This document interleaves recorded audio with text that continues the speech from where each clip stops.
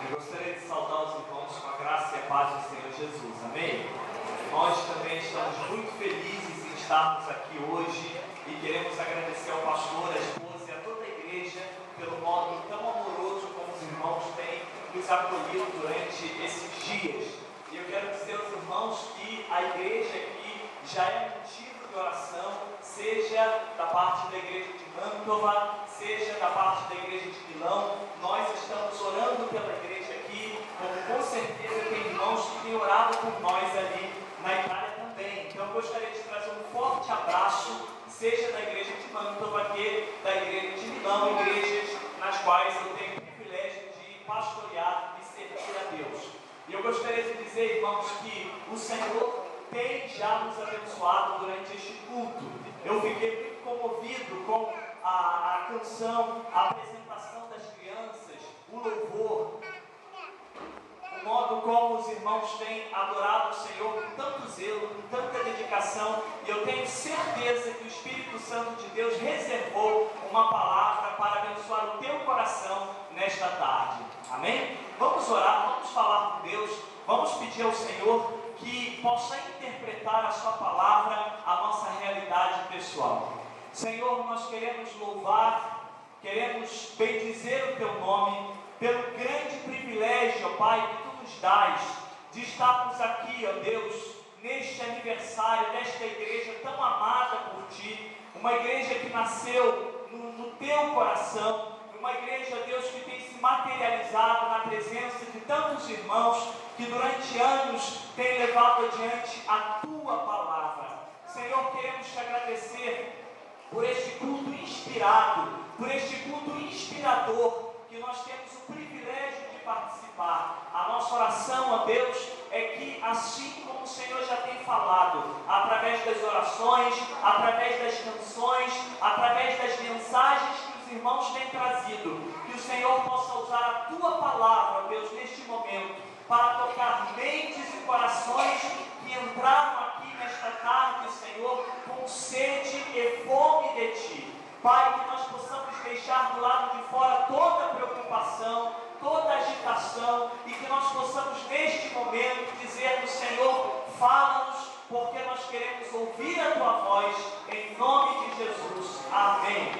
Eu convido os irmãos a abrirem as Bíblias em Mateus capítulo 14. Nós leremos do versículo 22 ao versículo 36.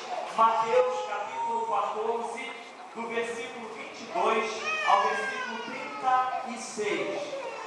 Jesus anda sobre as águas.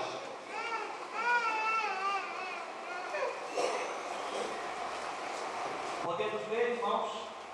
Amém? Em Mantova nós dizemos assim: quem encontrou, diga amém. Quem não encontrou, diga misericórdia. Podemos ler, irmãos? Amém. E logo ordenou Jesus que os seus discípulos entrassem no barco e fossem adiante para o outro lado, enquanto despedia a multidão. E despedida a multidão, subiu ao monte para orar à parte. E chegada já a tarde, estava ali só. E o barco estava já no meio do mar, açoitado pelas ondas, porque o vento era contrário. Mas, à quarta vigília da noite, dirigiu-se Jesus para eles, andando por cima do mar. E os discípulos, vendo-o andando sobre o mar, assustaram-se, dizendo: é um fantasma, e gritaram com medo.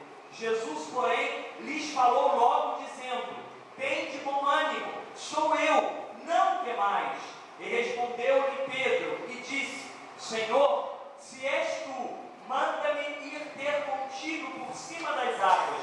E ele disse: vem. E Pedro, descendo do barco, andou sobre as águas para ir ter com Jesus. Mas sentindo o vento forte, teve medo e, começando a ir para o fundo, clamou, dizendo: Senhor, salva-me. E logo Jesus, estendendo a mão, segurou-o e disse-lhe: homem de pouca fé, por que duvidaste? E quando subiram para o barco, acalmou o vento.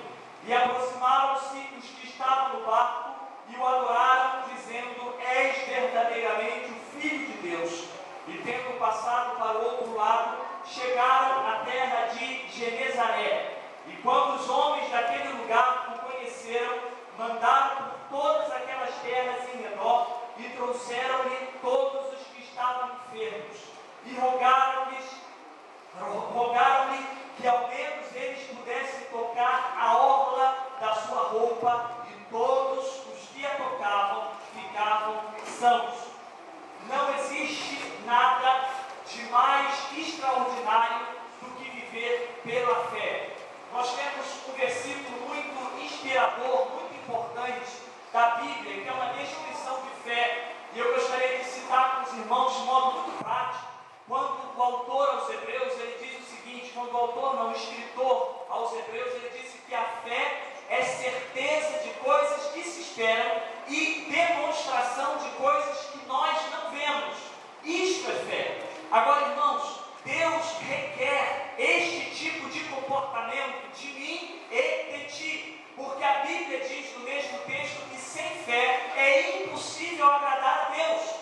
Então, irmãos, nós temos fé no Senhor Jesus. Nós cremos que Deus, há 2000 anos atrás, mandou o seu Filho único para que pudesse morrer na cruz para a nossa salvação. E a Bíblia diz porque Deus amou o mundo de tal maneira que deu o seu Filho unigênito, a fim de que todos aqueles que nele crescem não perecessem, mas tivessem a vida eterna. Nós temos essa esperança. Eu digo sempre à igreja de Mantova, irmãos, muitas vezes nós nos preocupamos como nós vamos pagar o aluguel, como nós vamos comer amanhã, e são preocupações naturais, porque somos seres humanos. Mas a grande verdade, irmãos, que Jesus pode voltar a qualquer momento. Jesus pode voltar amanhã, pode voltar daqui uma semana, daqui um mês. Esta é a esperança da igreja, e nós temos fé nisso. Então, fé é certeza de coisas que nós esperamos, e nós esperamos no Senhor. Agora, fé também é demonstração de coisas que nós não estamos vendo. Como nós podemos demonstrar essa fé no nosso Senhor, no nosso Salvador? Eu gosto muito de adorar a Deus, irmãos. O momento do louvor para mim é um momento de inspiração, é um momento de bênçãos, é um momento em que eu derramo a minha alma diante do altar do Senhor. E eu gosto muito do momento do louvor na minha igreja, e eu gosto de levantar as mãos, eu gosto de adorar a Deus, e se as lágrimas vêm, eu deixo as lágrimas caírem, porque eu me lembro daquilo que Jesus fez por mim. E a fé é demonstração visível destas coisas. As pessoas precisam ver em nós aquilo que nós temos. As pessoas precisam ver em nós a esperança que nós temos. As pessoas precisam ver em nós a certeza que nós temos. O mundo não tem essa esperança, o mundo não tem essa certeza, mas a igreja de Deus que se reúne aqui esta noite, nós temos esta certeza. Porque um dia Jesus disse: vinde a mim, todos vós que estáis cansados e sobrecarregados, e eu vos aliviarei. E nós fomos até Jesus, e Ele tirou de sobre nós o jugo, Ele tirou de sobre nós o fardo, Ele nos deixou livres, porque nós conhecemos a verdade, e a palavra de Deus diz: e conhecereis a verdade, e a verdade vos fará livres. Irmãos, este é um texto muito bonito, muito inspirador da palavra de Deus, em que nós podemos aprender algumas coisas com o nosso mestre. E eu gostaria que vocês prestassem muita atenção, porque deste texto nós tiraremos 4 princípios se nós quisermos viver uma vida espiritual abundante sobre esta terra, se nós quisermos viver uma vida de fé, uma vida que agrada a Deus, se nós quisermos alegrar o coração de Deus, e se nós quisermos envolver pessoas que estão ao nosso redor e que precisam urgentemente de conhecerem o Salvador. E a primeira coisa que nós aprendemos neste texto é que Jesus quer que nós creiamos nele, não pelo que